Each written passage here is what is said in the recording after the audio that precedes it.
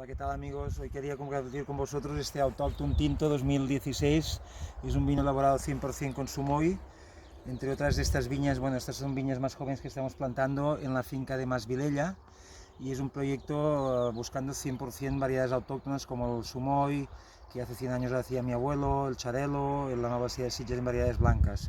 El Sumoy es una variedad tinta con alma de blanco, que digo yo, con poco color, poca capa, pero muy frutoso, muy fresco, con mucha acidez, un tinto pues muy vertical, ¿eh? Tiene mucha fruta roja, notas de fruta negra, notas de complejidad, mucha acidez. Es un vino fresco, vertical, que refresca mucho, ideal ahora para primavera, verano y para maridar incluso como si fuera un blanco potente.